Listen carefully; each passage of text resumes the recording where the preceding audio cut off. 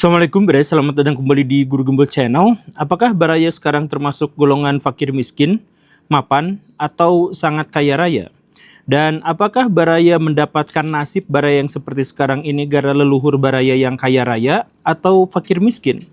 Sebenarnya ada beberapa cara yang bisa kita gunakan untuk menelusuri leluhur kita apakah termasuk orang kaya, mapan, atau fakir miskin.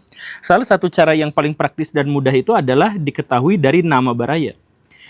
Kalau nama Baraya itu sangat-sangat panjang, penuh dengan makna, dan namanya relatif tradisional, maka biasanya Baraya itu leluhurnya adalah orang kaya. Tapi sebaliknya, kalau nama Baraya itu pendek, kosakata yang diambil juga relatif tidak bermakna dan bahkan sampai diulang-ulang, maka potensi leluhur Baraya itu adalah fakir miskin. Kenapa bisa seperti itu? Karena gini Baraya, leluhur kita itu punya kebudayaan dan punya tradisi, dan mereka itu cenderung untuk melestarikan tradisi dan kebudayaan mereka itu dari generasi ke generasi. Termasuk juga terkait dengan nama, kebiasaan hidup, falsafah hidup, itu diturunkan dari generasi ke generasi. Jadi dalam hal ini misalkan nama. Orang-orang di zaman dulu percaya bahwa hierarki seseorang itu sudah ditentukan dari sananya, dari Tuhan. Dan karena itu, maka nama yang dipilih itu harus sesuai dengan hierarki atau posisi tempat seseorang itu berada dalam masyarakat. Jadi, kalau misalkan orang kaya, maka namanya itu harus penuh makna dan bagus. Tapi kalau misalkan fakir miskin, namanya harus sederhana, mudah disebut, dan bisa jadi bahan olok-olokan. Saya ambil contoh sederhananya beginilah. Ada presiden di Indonesia namanya adalah Susilo Bambang Yudhoyono. Panjang, penuh arti, dan tradisional. Bisa dipastikan bahwa leluhur Pak SBY itu adalah bangsawan. Tetapi ada presiden yang lain dari Indonesia, itu namanya adalah Joko Widodo. Relatif pendek, bahkan nama yang sebelumnya, nama lahirnya itu adalah Mulyono. Selesai sampai di situ. Itu menunjukkan apa? Beliau dari orang biasa-biasa saja, bukan dari orang kaya maupun bangsawan. Baraya bisa cek situasinya seperti itu. Nah, lagi-lagi ini sebenarnya adalah masalah strata. Masalah bahwa orang kaya namanya harus bagus, orang miskin namanya tidak boleh bagus, harus disesuaikan dengan jati diri. Begitulah karakteristik feodalisme di masa lampau. Termasuk ini juga terkait dengan rumah, pintunya harus berapa, kendaraan, kudanya harus berapa, pengawal, ada atau tidak, dan sebagainya itu benar-benar disesuaikan dengan status sosial, dan status sosial itu akan diwariskan turun-temurun. Jadi kalau Baraya namanya Asep Surasep, Entut Surantut, nah yang kayak gitu, itu kemungkinan besar leluhur Baraya itu adalah fakir miskin.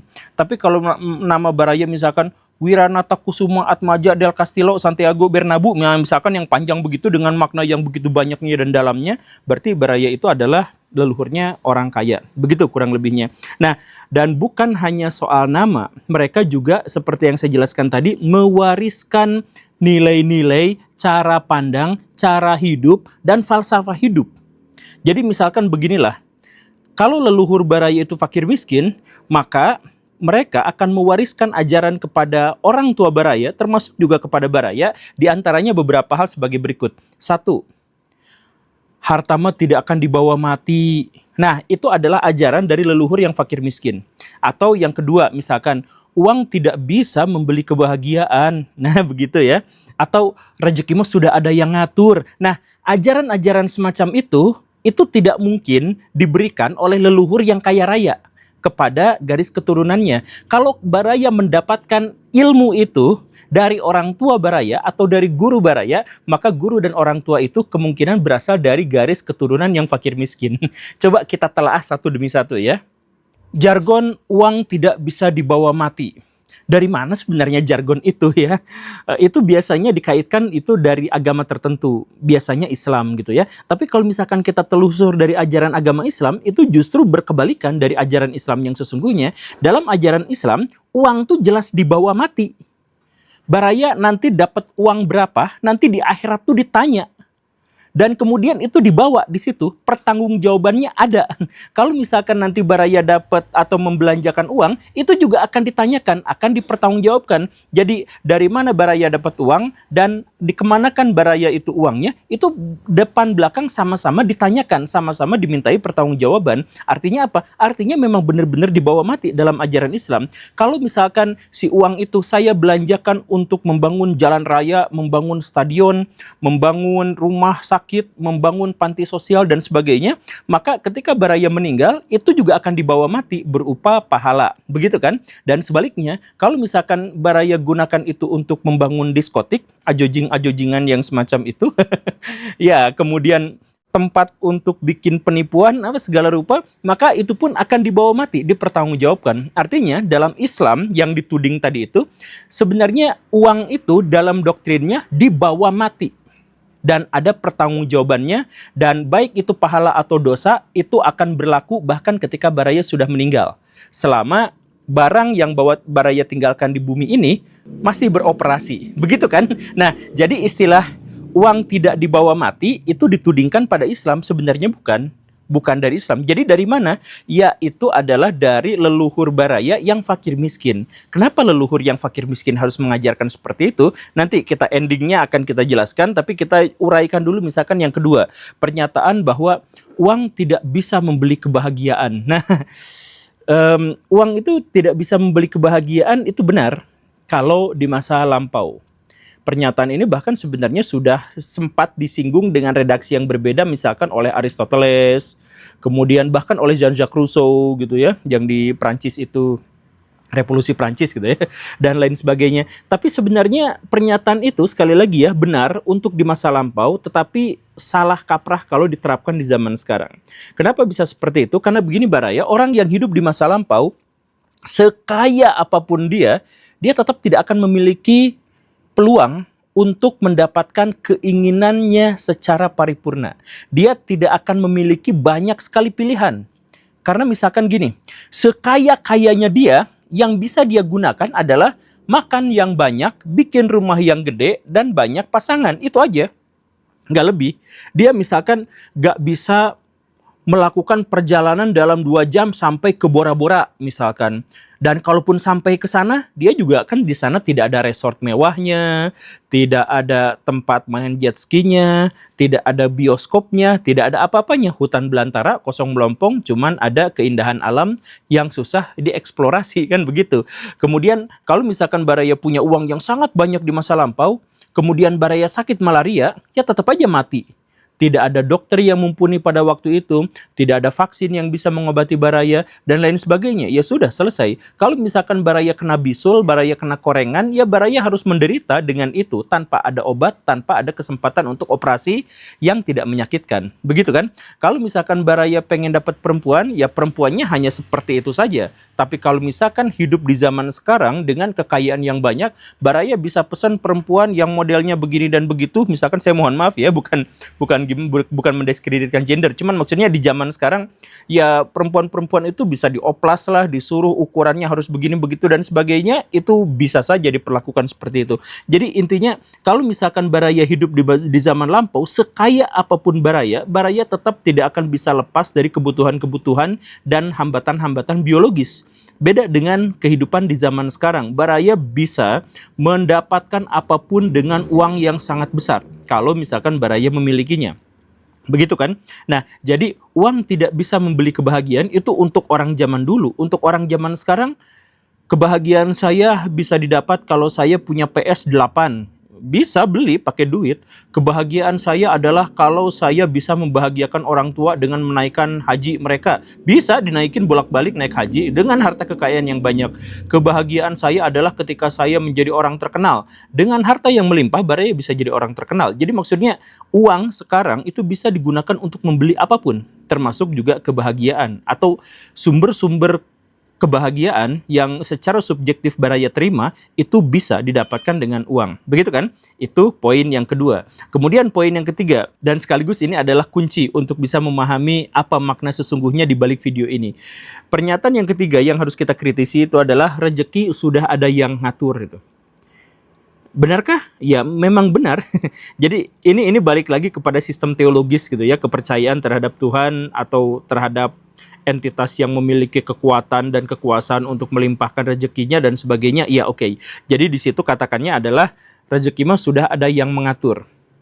Nah, mengaturnya bagaimana? Ya memang kan Tuhan itu memberikan kepada kita itu tambang emas yang sangat banyak, memberikan keindahan alam yang bisa dieksplorasi jadi tempat pariwisata. Ada yang kemudian Tuhan itu memberikan tambang biji besi, kemudian hewan-hewan, tumbuhan-tumbuhan dan sebagainya, itu kan rezeki dari Tuhan dan Tuhan yang mengatur semuanya. Yang jadi masalahnya apakah kita mau mengelolanya atau tidak gitu. Jadi rezeki sudah ada yang ngatur ya iya. Kita mau ngambilnya atau enggak kan begitu. Jadi sama Tuhan itu di bawah-bawah situ udah ada emas, udah ada nikel, udah ada batu bara.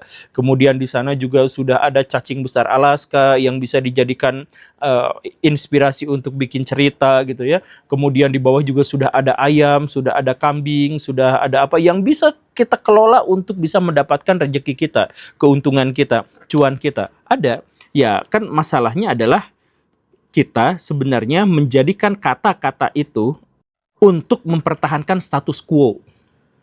Nah, inilah inti dari video ini. Jadi begini Baraya, ketika leluhur Baraya fakir miskin, yang diajarkan itu diantaranya 3 hal yang tadi itu sebenarnya bukan gara-gara leluhur Baraya itu jahat, bukan gara-gara leluhur Baraya itu bodoh, tapi gara-gara di masa lampau harus ada sebuah mekanisme yang efektif dan efisien untuk bisa melanggengkan kemapanan, untuk bisa mempertahankan stabilitas. Tapi karena pada waktu itu tidak ada, maka harus dibuat falsafah hidup yang dibuat sedemikian rupa untuk bisa mempertahankan sistem stratifikasi sosial tertutup.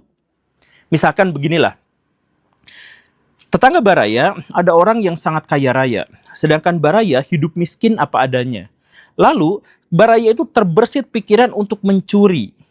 Dan pada waktu itu tidak ada polisi dan penegakan hukum hampir sepenuhnya tidak efektif. Begitu kan? Nah, jadi bagaimana cara masyarakat untuk bisa mencegah pencurian atau perampokan yang berpotensi Baraya lakukan kepada tetangga yang kaya raya itu?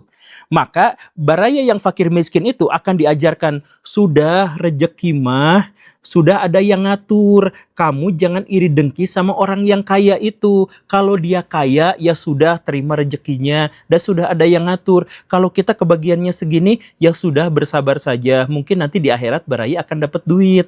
Nah kan begitu kan? Nah jadi sebenarnya cerita-cerita, narasi-narasi, slogan-slogan, peribahasa yang tadi dikatakan itu sebenarnya adalah untuk menenangkan orang-orang yang fakir miskin untuk tidak memberontak pada realitas, pada sistem, pada sesuatu yang sudah mapan. Begitupun misalkan ketika Baraya diajarkan, sudahlah, dah uang mah tidak mungkin bisa membeli kebahagiaan. Begitu kan? Ada cerita yang seperti itu. Kenapa? Ya karena sebenarnya itu tuh untuk meredam iri dengki Baraya terhadap orang-orang kaya di masa lampau. Sehingga ya sudahlah, tuh yang kaya, yang miskin sama aja mati. Yang kaya, yang miskin kuburannya tetap aja 1 x 2 meter. Yang kaya, yang miskin kalau sudah sakit, kalau sudah tua dia tidak bisa mudah lagi. Penekanannya adalah seperti itu dan penekanan itu diwariskan dari fakir miskin kepada garis keturunannya yang miskin-miskin. Sedangkan yang kaya, karena yang kaya itu, yang bangsawan itu, tidak mungkin juga dia iri terhadap bangsawan yang lain, yang kaya raya dan sebagainya. Maka ajaran-ajaran bahwa rezeki sudah ada yang ngatur, harta kekayaan tidak akan dibawa mati dan sebagainya, itu porsinya sangat kecil atau bahkan tidak ada sama sekali. Makanya seperti yang saya bilang tadi, bagaimana cara membedakan kita adalah keturunan orang kaya atau orang miskin? Maka orang-orang miskin itu biasanya diajarkan tentang moral dan etika yang berkaitan dengan dirinya tidak boleh memberontak pada sebuah sistem yang sudah mapan. Begitu. Sama seperti nama orang harus disesuaikan dengan status ekonomi dan sosialnya. Itu hampir di seluruh wilayah Nusantara itu seperti itu. Kemudian rumahnya, kemudian harta bendanya, kereta kudanya dan sebagainya itu harus disesuaikan.